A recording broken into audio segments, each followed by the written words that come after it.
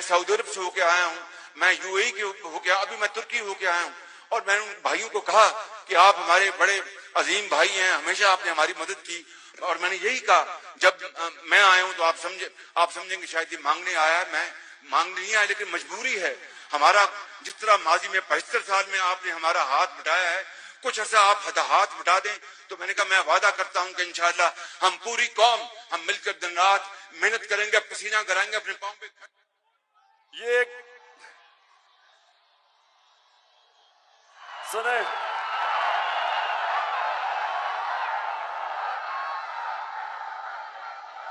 मैं बस बस बस बस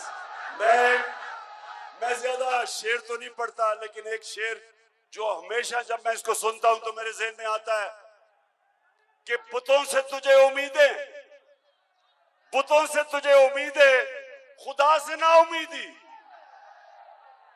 बता तो सही और काफरी क्या है, कि मैं भीख तो नहीं मांगने आया, हमें बचा लो, हम तो मर रहे हैं।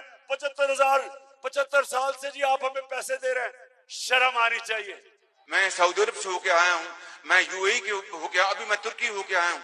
और मैंने उन भाइयों को कहा कि आप हमारे बड़े अजीम भाई हैं, हमेशा आपने हमारी मदद की। और मैंने यही कहा, जब मैं आया हूँ तो आप समझेंगे शायद ये मांगने आया, मैं मांगने नहीं आया, लेकिन मजबूरी है हमारा। जिस तरह माजी में 75 साल में आपने हमारा हाथ बटाया है, कुछ ऐसा आप हाथ बटा दें। तो मैंने कहा मैं वादा करता हूं कि इंशाअल्लाह हम पूरी कौम हम मिलकर दिन रात मेहनत करेंगे, पसीना कराएंगे अपने पांव पे। ये सुने,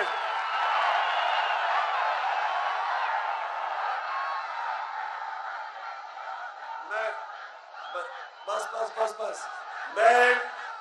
मैं ज्यादा शेर तो नहीं पढ़ता, लेकिन एक शेर जो हमेशा जब मैं इसको सुनता हूं तो मेरे ज़हन में आता है कि बुतों से तुझे उम्मीदें, बुतों से तुझे उम्मीदें, खुदा से ना उम्मीदी।